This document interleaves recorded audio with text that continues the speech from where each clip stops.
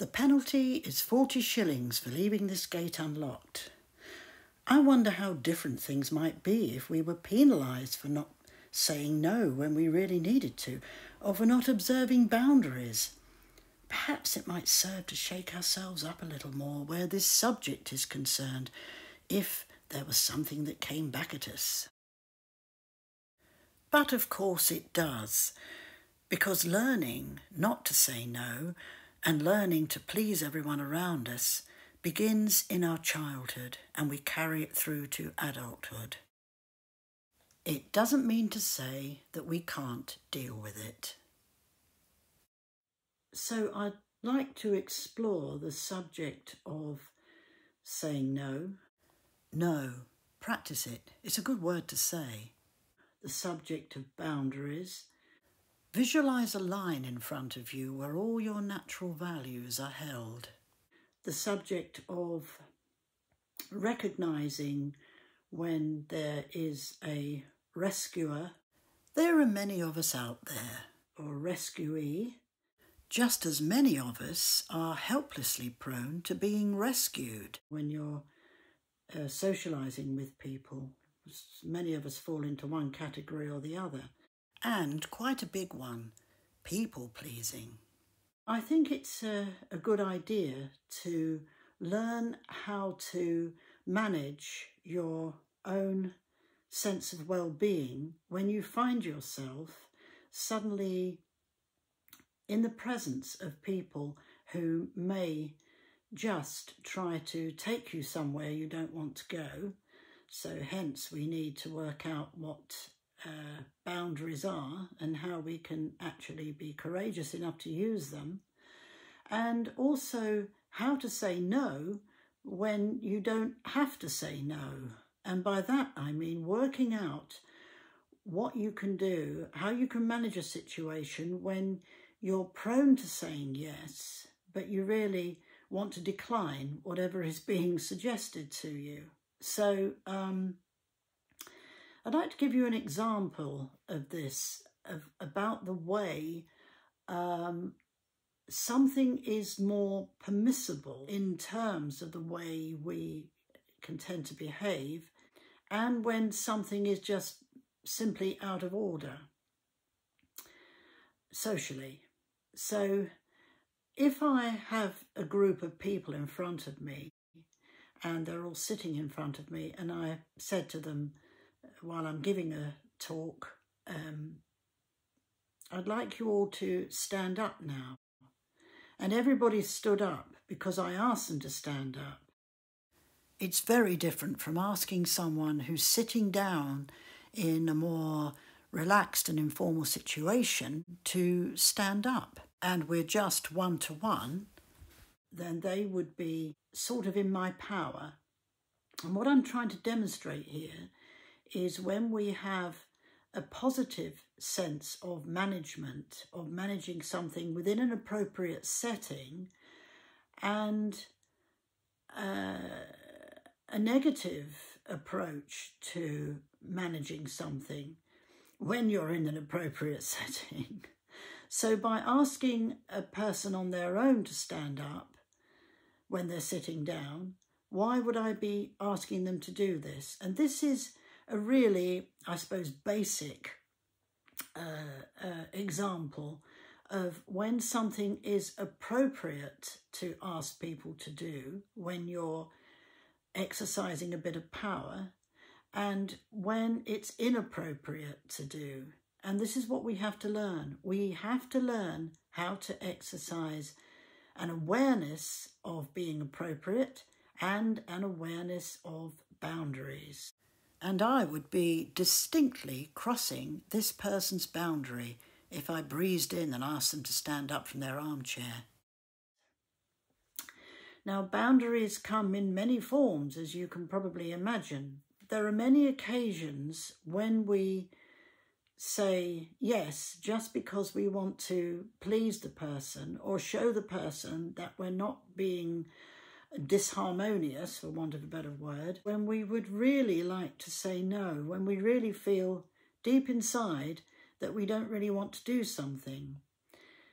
Now, there are 100 different ways of probably doing this, from simply saying, well, I don't think I really would like to do that at this time, to distraction, saying, oh, look over there, there's something happening over there, because you're worried about giving the person a realistic answer according to how you feel about the situation they're putting you in.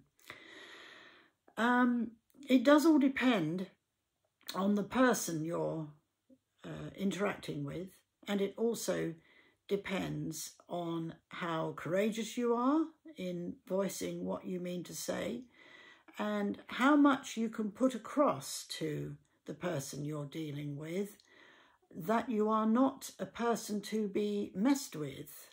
Now, that is a big one for a lot of us, because a lot of us like to not rock the boat. We like to leave everything being harmonious and a little sweet, for want of a better word. Some of us don't care. Of course, there are some people who say, nah, I don't want to do that. And then they go on and do something else and they don't give a toss about what anyone thinks. But that's not the sort of person I'm addressing here. I'm addressing those, and there are quite a lot of us who have found ourselves in that situation where we say yes to something very quickly. Sometimes it can shoot out of us very quickly. Oh yes, that sounds like a good idea, and inside we're saying, oh, that sounds like shit. Actually, I don't really, or I feel that would put me in a difficult situation. I don't really want to do that. And then we're left with the aftermath of that, of going away and thinking about it and realising that we've got to work out how on earth we get ourselves out of that situation. And that's when we can start making all kinds of excuses once we've ruminated on it and thought about it and tossed it around in our minds and thinking, oh, damn, I don't really want to do what I've just agreed to.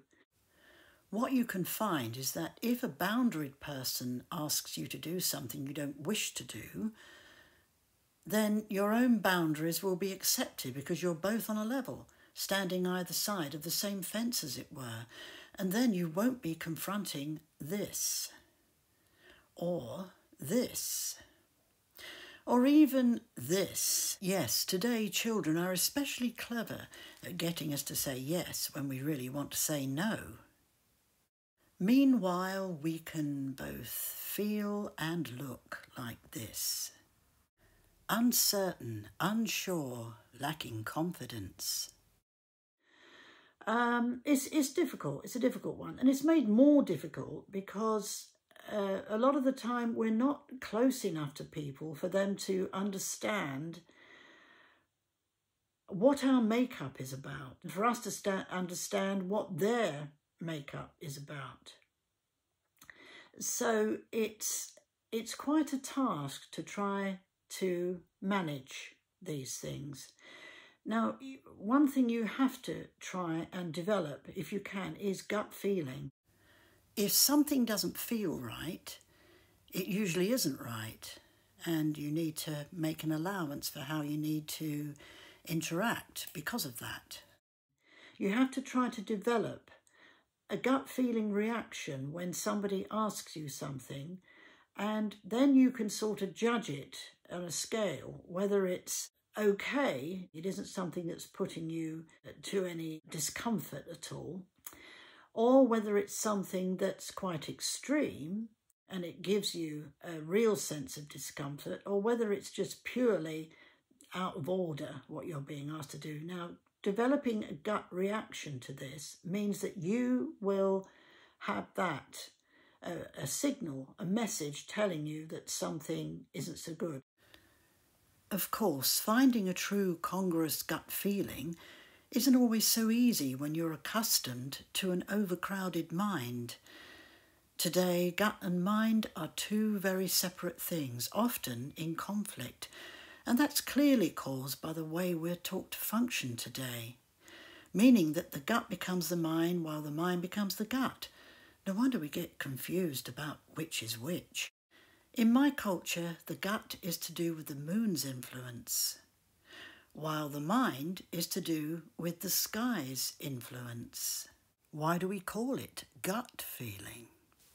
Maybe my ancestors always knew that intuitive feeling was associated with the gut, and ultimately with water and the moon. It can help to think of the values associated with these two influences, and you'll need to watch more of these videos or attend a workshop to learn what these essential values are about and how you can access them.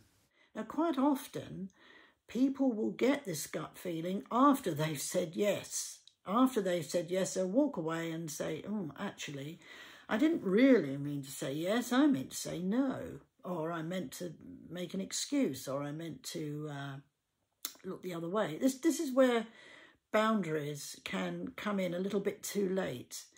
And so what we've got to do is to try and develop that gut feeling just in 2 seconds or so. And there's no harm in what I call pressing the pause button. There's no harm in buying yourself some time. You can and ah a little bit. You can say, I don't know, a little bit. You can talk your way around it a little bit to allow your gut feeling to come into your awareness, shall we say. And then you'll know whether something is going to torture you afterwards, and you'll say, damn, why did I say yes when I meant to say no? Or whether it's just going to bug you, and then you might end up going on to do the thing that someone suggested and feeling wretched about it afterwards. Or it may prove not to be so bad after all. We just have to learn how to experiment and manage these things to the best of our ability. Then, personally, you will get to learn what you can do. And what I do might be slightly different from what you can do. But there's no question about it. Boundaries are a good thing to learn how to keep. Now, when I'm talking about rescuers and rescuees, this is another situation we can get ourselves into. Sometimes a situation's happening that is a little bit uncomfortable for someone or for a group of people, and you will feel a need to bring some harmony back to the situation. So you may end up flying in and trying to rescue the situation, rescue a person by maybe suggesting that things are not as bad as they should be, or by agreeing with them. There are all manner of ways of being a rescuer, and you must know the sort of thing I mean. If you are a rescuer, then again, boundaries are needed. Boundaries for you and boundaries for the other person. And saying no to yourself, if you're a rescuer, is a good idea. Because sometimes you've got to say no to you as much as you have to say no to other people. If you are a rescuee, if you are someone who can't always cope with everything and you say yes all the time, or you are compliant all the time, and you think, oh, I wish someone would come and rescue me, then I can get out of this situation without having to say no to myself and without having to say no to all the other people around me. This is quite common. But again, boundaries are needed. And again, saying no to yourself is needed. Zip it. If you feel you want to utter words that get people to come and save you, zip it. Because I guarantee something. If you give off in your body language that you are the kind of person who exercises boundaries, then you simply won't need to be rescued. The fact that you are a person who knows yourself, you are a person who's centered and focused within yourself, you are a person who can manage situations, you are a person who is not to be messed with, then I guarantee that people won't want to rescue you, they won't want to take you for a ride, they won't want to tell you to stand up when you're the only one present in the room and then sit down again when you're the only one present in the room. They won't want to mess with your boundaries, because as sure as hell, they'll realise that boundaries are there. Boundaries will be in place, no messing. So if you are a person who can train yourself to give that off, then you'll be winning all the time, and you'll develop good relationships. You won't be messed around with, and if you are, you'll know how to deal with it. You'll still suffer a bit. I can't say you won't. Most people can suffer quite a lot at the hands of others because some people are very, very cunning and clever in the way they catch you out with something, or they string you along and treat you in a specific way, and then suddenly they deliver a blow to the chin. It does happen. It does happen. Equally, some people can take you where you don't want to go because they have a bit of a psychological problem, which becomes unconscious, so they hardly know what they're doing. Except if you exercise boundaries, you'll soon see them turning away. So what we're talking about is knowing yourself more, and you can do this easily by attending one of my workshops, because we go over this, and believe me, it can help you to manage your life and manage your situations a little better if you learn how to go about managing yourself, because that's what it's about at the end of the day. Managing yourself is something I cannot advocate more. It's really important to learn how to do this, because getting yourself to honour your own boundaries, getting yourself to do something in the heat of the moment is quite a challenge, but it can be done. As I say, it doesn't mean to say you won't suffer anything, you will, but also I think the time that you take to realise what's going on will get quicker. The gut feeling will get quicker. So therefore, saying no will get quicker, and you won't have to spend so much time writhing around wondering how you're going to say no when you've, in a manner of speaking, already said it. And it's not just a case of going no. It's not just a case. You're doing that inside, no, but there are ways round giving off who you are and what you're about with no messing will be really one of the best ways you can manage this. But it doesn't mean to say you've got to be forthright and coming out at people and telling them what for. That's not what I mean. It's quiet. It's controlled in the best possible way. It's managed. Good management is always the best form of healing. You'll hear me saying that a lot on my workshops and in these videos and everywhere I go. Good management is what we need. We can't rely on the universe to suddenly part the clouds and some spirit will come down and say, hey, now you're healed. It doesn't work like that. We've got to take matters into our own hands and manage our lives in the best way we can. So, saying no, recognising gut feelings, strengthening those boundaries is one of the best things you can ever do as you move through your life. Reflect on this, and please come and learn how to do it on one of my workshops. They're fun, the workshops. You always have a good time. Take care then. I'll see you again soon with another thrilling video. Bye for now.